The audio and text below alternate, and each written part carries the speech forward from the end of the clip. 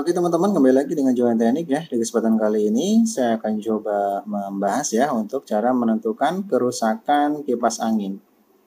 Nah, di sini sudah saya skemakan. Ini adalah skema dari kipas angin. Ya, di sini ada timer, ada juga selektor. Yang pertama kita akan coba hubungkan dulu ya sebagai ilustrasinya. Kita akan hubungkan ke stop kontak. Nah, dengan seperti ini tegangan masuk ya teman-teman menuju timer. Untuk kipas angin, ada yang menggunakan timer dan ada juga yang tidak menggunakan timer. Yang tidak menggunakan timer berarti kabel ini langsung menuju ke selektor di sini, teman-teman. Karena di sini saya skemakan menggunakan timer, maka kabelnya melewati timer dulu, baru nanti outputnya ke selektor. Nah, di sini sebelum kita mengaktifkan timer di sini, arus yang dari stop kontak di sini dia masih tertahan di timer. Setelah kita nanti mengaktifkan timer ini, maka tegangan akan masuk langsung ke selektor. Seumpamakan ini kita akan coba aktifkan, maka tegangan pun akan masuk ke selektor seperti ini. Ketika teman-teman di sini diaktifkan tombol 1, 2, dan 3, kipas di sini tidak ada pergerakan, berarti di sini kipas ada permasalahan. Permasalahan bisa saja dari kabel ya, coba teman-teman periksa, kemudian bisa dari timernya, kemudian bisa juga dari selektornya. Tapi kalau untuk selektor,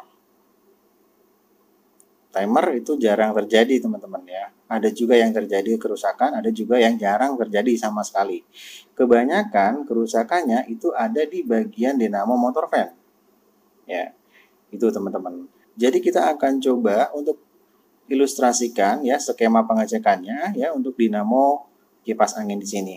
Nah, ketika kita bongkar maka akan menjadi seperti ini dalamnya. Ini adalah penampakan dari dinamo kipas angin.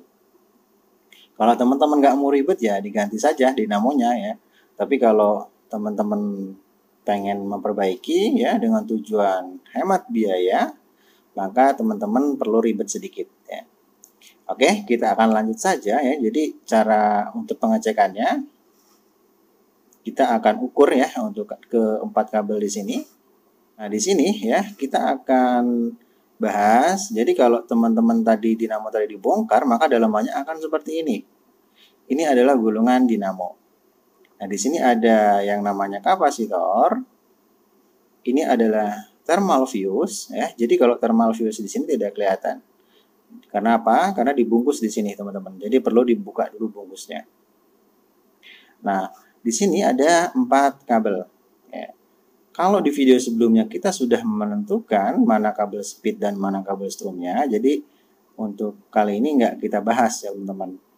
Nah, karena kita sudah tahu di video saya sebelumnya cara menentukannya, ya. Jadi kabel biru, merah, putih, ini adalah speed. Kemudian kabel warna hitam, ini adalah strumnya, teman-teman. Di sini sudah saya siapkan sebuah tang ampere ya, nantinya akan kita atur selektornya di ohm ya untuk mengukur hambatan dari gulungan di sini ya, keempat kabel di sini. Kita akan atur dulu selektornya di posisi skala ohm. Nah, kemudian kita akan ukur ya dari keempat kabel di sini. Yang pertama kita akan ukur kabel warna biru dan warna merah. Ketika kita ukur ya kabel biru ke merah terdapat hambatan, maka dipastikan gulungan antara kabel biru dan merah itu masih bagus. Kemudian kita ukur lagi dari kabel warna biru ke warna putih.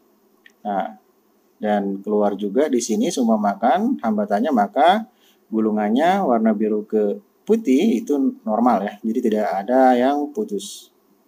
Nah, kemudian kabel dari warna biru ke hitam. Nah, tiba-tiba kita ukur dari kabel warna biru ke hitam di sini tidak ada hambatannya, artinya kabel gulungan, kabel warna biru dan hitam ini terputus, tidak terhubung. Ya. Nah, untuk memastikan ya berarti kabel yang warna hitam di sini ini yang bermasalah. Nah, teman-teman ukur lagi nih dari kabel warna hitam ke putih, ke merah, ke biru. Kalau tidak ada hambatan seperti ini berarti sudah dipastikan kabel warna hitam di sini ini yang bermasalah atau yang putus. Ya. Nah, kita tandai di sini ya. Nah, kabel warna hitam ya, teman-teman perlu tahu kabel warna hitam ini adalah tadi kabel tegangan dari PLN ya, yang kabel netralnya. Nah, ini kabel netral, dia akan nantinya akan masuk ya, akan terhubung ke kabel kapasitor ya. Di sini ada dua kabel kapasitor, jadi dia akan terhubung ke salah satu kabel kapasitor. Tapi sebelum terhubung ke kabel kapasitor, dia akan melewati yang namanya thermal fuse. Nah, thermal fuse inilah yang sering banyak terjadi kerusakan. Ya. Jadi kabel di sini netralnya atau runningnya ya, di sini kabel runningnya itu tidak terhubung ke kabel kaki kapasitor karena di sini thermal fuse-nya bermasalah. Jadi untuk mengganti thermal fuse di sini ini cukup dibongkar ya, karena kan ini kan dibungkus ya sebetulnya. Nah, di sini teman-teman bisa ganti thermal fuse-nya. Nah, kemudian ya kita akan ukur juga dari kabel warna hitam sebagai netral menuju di sini setelah thermal fuse untuk memastikan thermal fuse ini masih bagus atau tidak. Caranya di sini ya, selektornya di tang ampere kita atur ke mode buzzer supaya nanti kita bisa mudah untuk menentukannya. Nah, di sini mode buzzer ya, suara ya. Jadi nanti kalau dia bunyi berarti kabelnya terhubung, kalau dia nggak bunyi berarti terputus ya. Jadi kita ukur, nah seperti ini ya.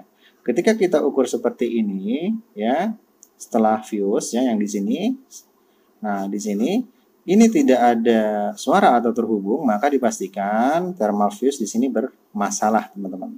Kalau seumpamanya teman-teman diukur nih dari kabel biru hitam, biru putih, biru hitam, itu hambatannya ada, artinya gulungannya terhubung, ya. Maka dipastikan di sini, teman-teman harus dipastikan nih, kapasitor di sini yang harus teman-teman curigai. Kalau seumpamanya dari keempat kabel di sini teman-teman ukur itu ada hambatannya. Oke teman-teman ya, jadi seperti itu cara menentukan kerusakan dari kipas angin ya, terutama di bagian dinamonya. Oke teman-teman ya, semoga videonya bermanfaat.